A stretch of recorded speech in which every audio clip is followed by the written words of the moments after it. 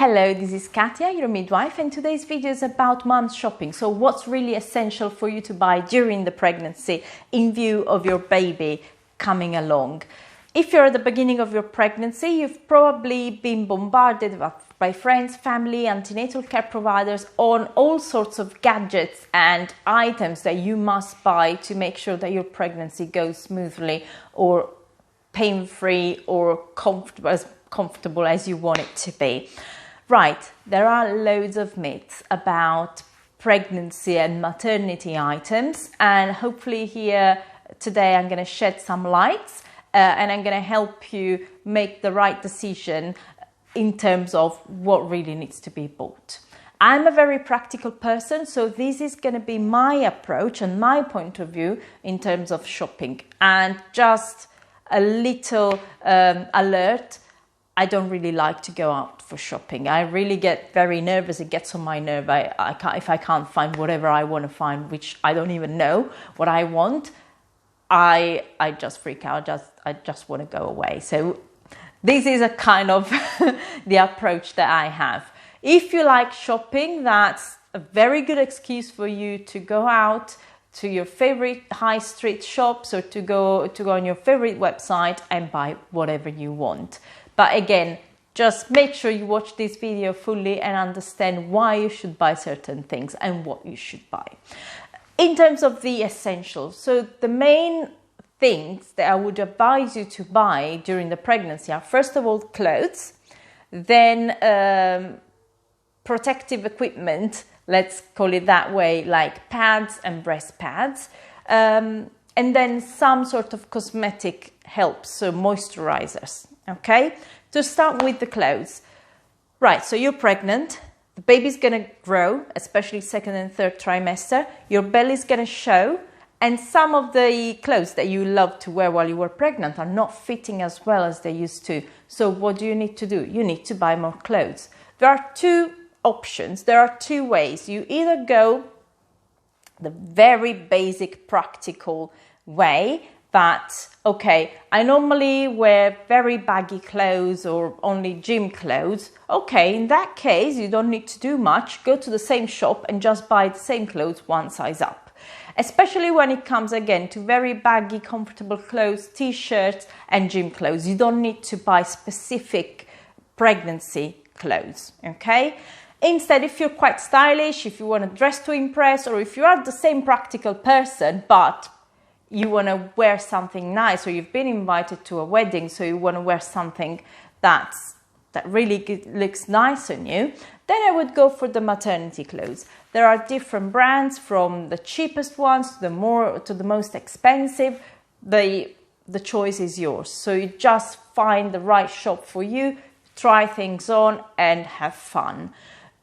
Maternity clothes, well, the difference between maternity clothes and normal clothes are basically that they are cut and designed to fit comfortably on a pregnant woman, especially second and third trimester when the belly is growing. So what it does, what they do, basically, they make sure that you have enough fabric to cover your belly, especially the tops, okay?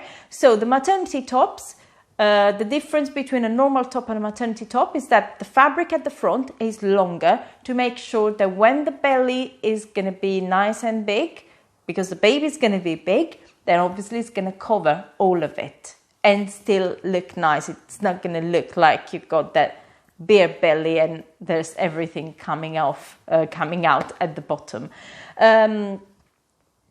They come in different designs. They're very similar to normal clothes, so they're quite nice to wear. Again, different brands, different prices.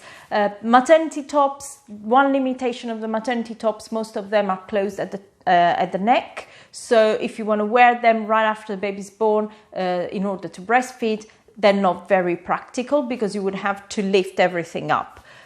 A good alternative are the maternity and nursing or maternity and breastfeeding tops, which have either flaps or openings, or they just have a very deep V-neck or buttons, so you can expose your breasts, open and close, and do whatever you want with your baby.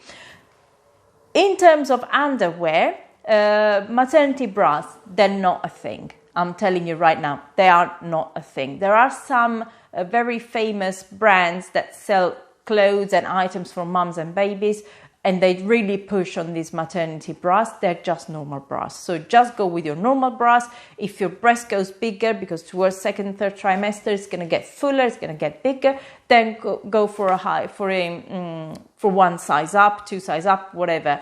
The main thing is that in general, all bras, even outside of the pregnancy, should be very supportive, good and supportive bras. So what you need to do, especially if you go to one of these shops where they take the measurements and they do the fitting test, so they can give you the right size bra. Breastfeeding bras, the difference between normal bras and breastfeeding bras, they normally come with a little clip between the strap and where the fabric starts, so you can open the bra and expose it for the baby.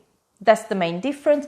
To me, it's quite comfortable, quite convenient to wear a breastfeeding bra if you're breastfeeding. I'm still wearing a breastfeeding bra, and my child is 2.5 years, so they are quite a good choice, and they're going to go a long way. In terms of the bottoms, you've got the trousers. So maternity trousers, again, if you like to wear baggy trousers or shorts during the summer, you may as well go with the normal non-maternity clothes 1 or 2 sizes up. But if you like very fitted jeans or trousers or something, you found something really, really nice, just check if they've got the maternity version.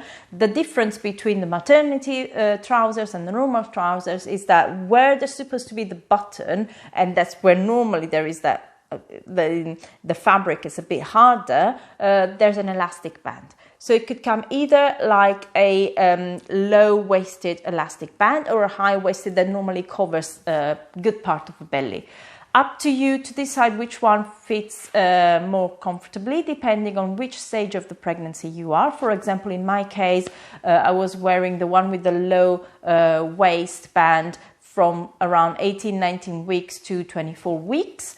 And then I found it very uncomfortable.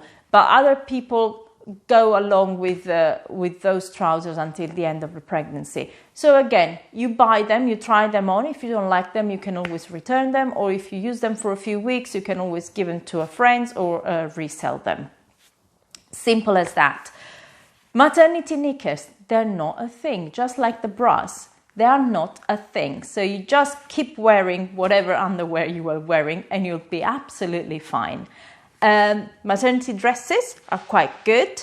Again, if you just go with a maxi dress or one of these fitted dress that go below the knee, you should be fine, even if they're not maternity. But if you want to buy maternity dresses, they're very nice. And again, the difference with a normal dress is that the fabric at the front is slightly longer to make sure that it's covering your legs evenly to the front and the back. Other items, as I said, pads and breast pads. Pads are very useful, especially the first few days after the baby's born, sometimes even during labor, especially if you're having blood spotting or if you've broken your waters. If you've watched my video on what to put in your hospital bag, you probably know that I'm not a big fan of maternity pads, and I would go for incontinence knickers. They're quite nice. They don't really look like nappies anymore. They're making them low-waisted, very nice and comfortable for women. In fact, some of them are called discreet, so you can also put your normal clothes on and no one will notice them. You could also use the washable and reusable pads. To be honest, I've never used them. But for example, if you have an allergy or intolerance to pads, you can go for them. Make sure you buy the longest, the biggest size. Sometimes it could be like the night pads, okay? After the first few days, the first week or so after the baby's born, you can just go back to your normal pads. There shouldn't be much blood after that, okay? In terms of breast pads, Some of the antenatal classes providers would tell you to put them in your hospital bag. Again, if you watch my video, I've already explained to you why you shouldn't put them in your hospital bag. But you need to buy them, because when your milk comes in, it's going to be a bit uncomfortable for you to start leaking milk, and it's going to soak through the clothes. Pads, again, you've got the disposable version. I would go for the reusable ones, for the washable version, just because they do come in bigger size. I would normally recommend, regardless of your breast cup size, to go for the bigger one, because it really covers the breast nicely. You can wash them and reuse them as many times as you want. The liner is normally made out of cotton or bamboo, and the outside is waterproof, so the milk is not going to soak through the clothes.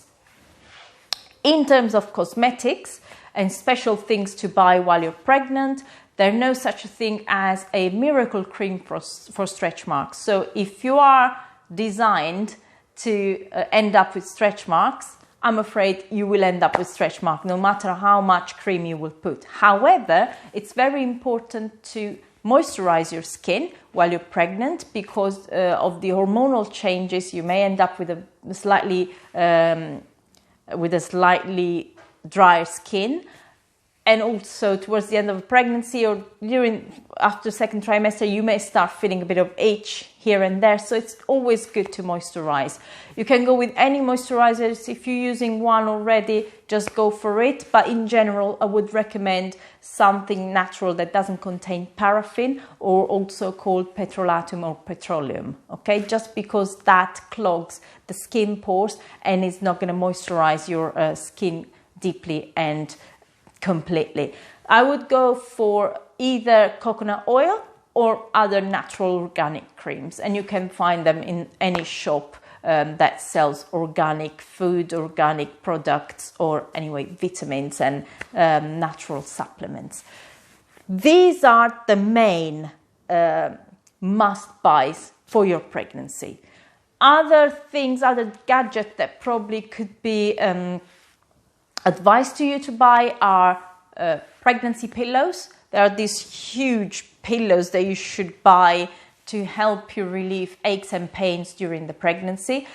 I wouldn't buy them straight away, because not everyone ends up with aches and pains during the pregnancy, and not everyone has trouble sleeping at night during the pregnancy. So as soon as you start having troubles, then speak to your midwife, speak to a physiotherapist if you're seeing one, or to an osteopath, and they're going to give you the right choice of items to buy to help you feel more comfortable while you're in bed. But they're not compulsory. There are people who are really comfortable throughout the whole of the pregnancy, and they don't need to buy these huge pillows. It's just something really bulky. You don't know where to put them. And then one last thing. Sometimes in some antenatal classes, they advise you to start preparing your breasts and your nipples for breastfeeding. There is no such a thing. Again, the whole job will be done by you and the baby after the baby will be born and after breastfeeding will be established. If you feel like the nipples are painful or sore throughout the latch, it's not because you haven't prepared, it's just because you need help. This is why you must call your midwife, your favorite lactation consultant, and get help and support with the latch. But otherwise, you shouldn't be put anything on your breast, you shouldn't be buying breast pumps or other things. There's no such a thing as breast preparation or prevention of something, okay? So this is it for me. These are your essentials for your shopping for the next few weeks.